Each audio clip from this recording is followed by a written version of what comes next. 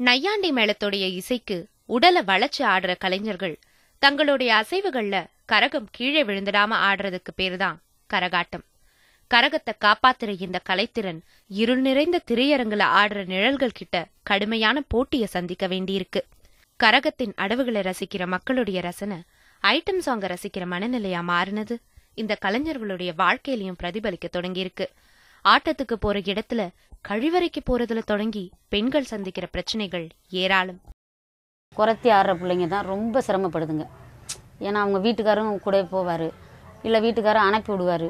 அங்கேருந்து வரக்குள்ள அந்த பிள்ளைங்களை ரொம்ப அலங்கோலப்படுத்தி அந்த ஊருக்காரவங்க இப்படி தான் ஆடணும், இப்படி தான் செய்யணும்னுக்குள்ள ஒரு மூஞ்சில் ஒரு காயம், ஒரு கையில் ஒரு காயத்தோடு வருதுங்க. ஆனால் அவங்க என்ன சொல்கிறாங்க, வீட்டிலேருந்து இங்கே போக்குள்ள நல்லா போனியே, அங்கேருந்து வரக்குள்ள காயத்தோடு வரியே, என்ன காரணம் அப்படின்னு சந்தேகம் ஆகிற மாதிரி ஆகி அவங்களுக்குள்ள பிரச்சனை ஆகி நல்லா வாழ்ந்துக்கிட்டு இருக்கிறவங்க அந்த குடும்பமே கெட்டு போகுது.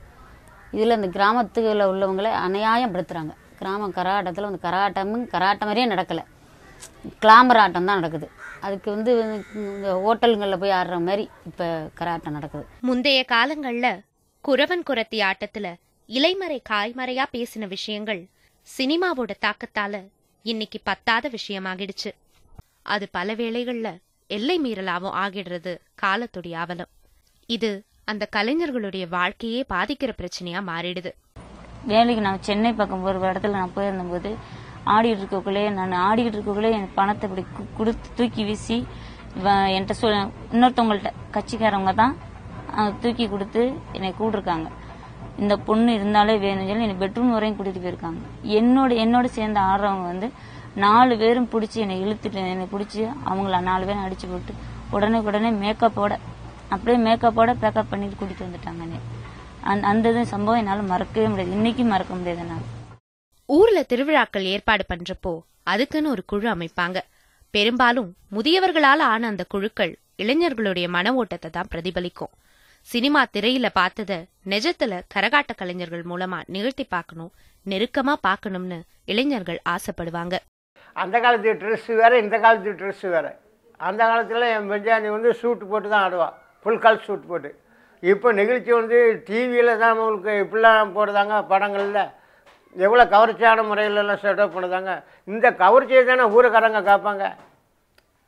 இந்த டிவியில் வீடு தவறாமல் பார்க்காங்க. பார்க்கும்போது இந்த கவர்ச்சி தானே எல்லாரும் பார்ப்பாங்க. பையங்கள்லேருந்து பெரியாளில் இருந்து எல்லாரும் பார்ப்பாங்க.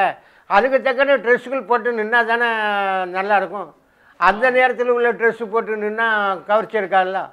தேவைக்கு ஏத்தா மாதிரி விநியோகிக்கிறது சந்தை விதின்னு சொல்வாங்க.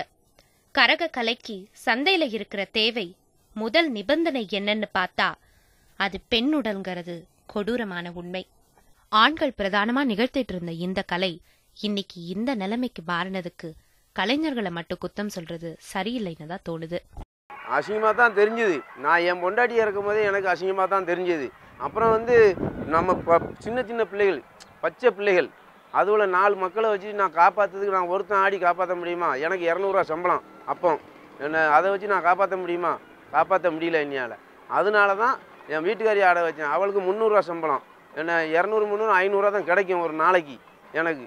ஏன்னா அதுவும் வெள்ளி, திங்கள், செவ்வாய், வேளன், வெள்ளி இந்த மாதிரி கட்டத்தில் தான் அந்த ஆட்டமும் கூட. அதுக்கு பிறகு ஆட்டம் மற்ற நாள்லாம் இருக்காது. என்ன அதனால் நாங்கள் வந்து இந்த தொழிலை வச்சு தான் நாங்கள் இது பண்ணிக்கிட்டு இருக்கோம்.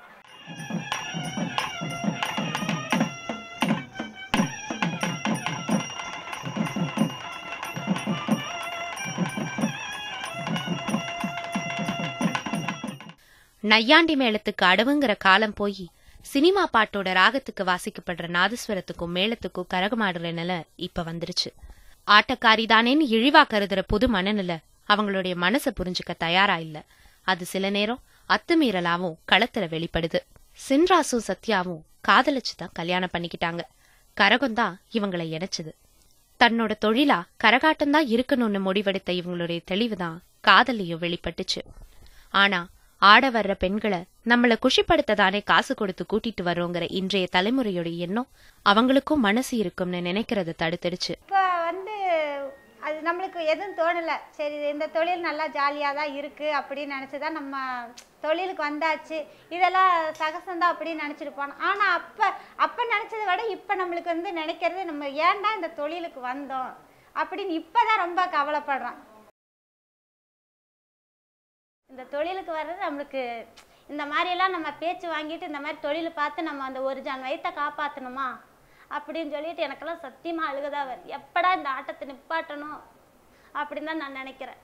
நம்ம இந்த தொழிலுக்கு விருப்பப்பட்டு நம்ம இன்ட்ரெஸ்ட்டாக நம்ம எடுத்துக்கிறது இல்லை.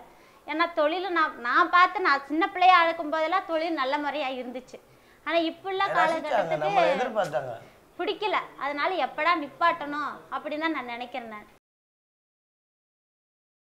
இந்த கலையை நேசிச்சுதான் தேர்ந்தெடுத்திருக்காங்க. ஆனா கள அனுபவம் தன்னுடைய அடுத்த தலைமுறைக்கு கரகமே வேண்டாம்னு முடிவெடுக்க வச்சிருக்கு. வித்தைக்கு பதிலா பெண்ணுடல சதையா மட்டும் பாக்குற சமூகத்துடைய மனநிலைய எப்படி எதிர்கொள்றதுன்னு தவிக்கிறது அவங்களுடைய ஆற்றாமையில தெரியுது. உண்மையை சொல்லட்டுங்களா, இன்னைக்கு கலைத்தொழில் அழிஞ்சிடக்கூடாது, ஒத்துக்கிற எல்லாம் சொல்லல. இருந்தாலும் கலைத்தொழில வெறுக்கிற அளவுக்கு நடந்துட்டு இருக்கு. வெறுப்பு தட்டு வேணாம் போதும், நீ என்னடா போகுது ஒரு ஒன்றா கேட்டே இருக்குங்க. கோச்சுக்கு பச்சையாக தான் சொல்கிற மாதிரி இருக்கு. நான் எப்படியே கேட்டிருக்கேன். எப்படி கேட்டேன் தெரியுங்களா, ஏய் இந்த வேலை பார்க்குறதுக்கு பேச என் பொண்டாட்டி ரூமில் ஒரு சம்பாதிச்சேன் கேட்டேன்.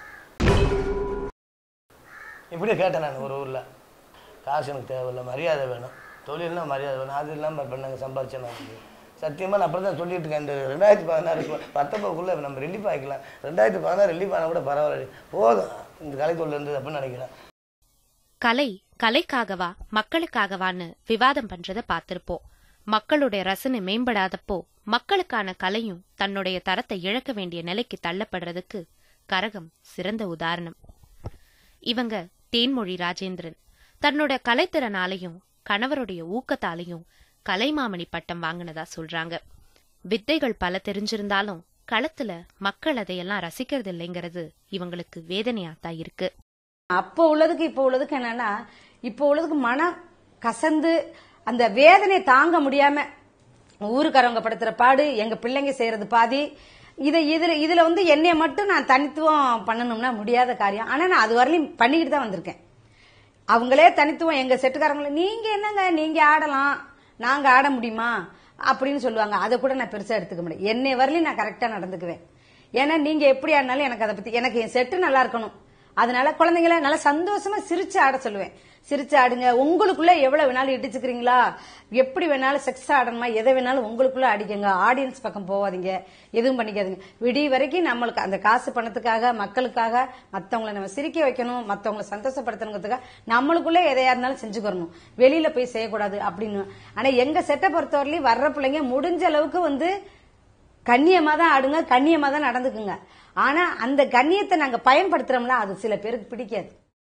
பட்டாட கட்டி பட்டினிய மறைச்சு கொட்டுற முழக்கத்துக்கு மக்கள் குதூகலிக்க ஆடுற இந்த கலைஞர்கள் அரிதாரம் கழிச்ச பிறகு என்ன ஆகுறாங்க? வாழ்க்கை இவங்களுக்கு கொண்டாட்டமா தான் இருக்குதாங்கிறத பத்தின கவலை நமக்கு வேண்டாமா? தன்னோட அம்மா கரகசம் வந்து ஆடுறத சின்ன வயசுல இருந்தே பார்த்து ரசிச்சு இவங்க தானும் கரக சுமக்கணும், புகழ் பெறணும்னு தான் இந்த தொழிலுக்கு வந்தாங்க. இவங்கள காதலிச்ச ஆண் கரகம் ஆடுற ஆட்டக்காரிய கல்யாணம் பண்ணிக்க முடியாதுன்னு கைவிட்டுட்டு போயிட்டான்.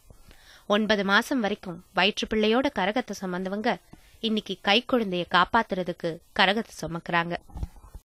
நான் வந்து 12 வயசுலேருந்து ஆடுதேன். ஆனால் ஆட்டம் கற்றுக்கிறது வந்து எல்லாரும் கூட நானாக போய் விருப்பப்பட்டு கரகாட்டக்காரங்க கூட போய் நானாக கற்றுக்கிட்டேன். வீட்டில் வந்து கஷ்டத்துனால ஆடுறது போல், ஜாலிக்காண்டி ஃப்ரெண்டு பேச்செல்லாம் கேட்டு இது நல்லா இருக்கும், இதில் ஆடினா கொஞ்சம் முன்னேறலாம், இதில் காசு கிடைக்கும் அப்படின்னு சொல்லி ஃப்ரெண்டு பேச்சை கேட்டு நான் ஆட தொழில் போனேன்.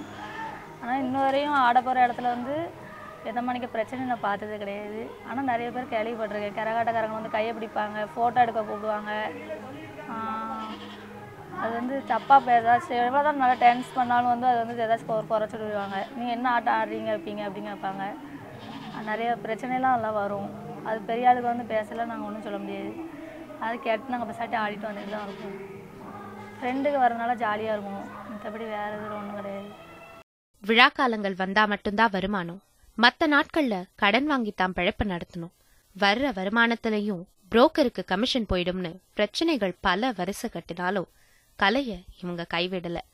நடக்கிற மாற்றத்தை கால மாற்றத்துல தவிர்க்க முடியாதுன்னு நாம சொன்னாலும் அந்த மாற்றம் கரக கலைஞர்களை பத்தி மேம்பட்ட கருத்தை உருவாக்கலங்கிறது மட்டும் உண்மை.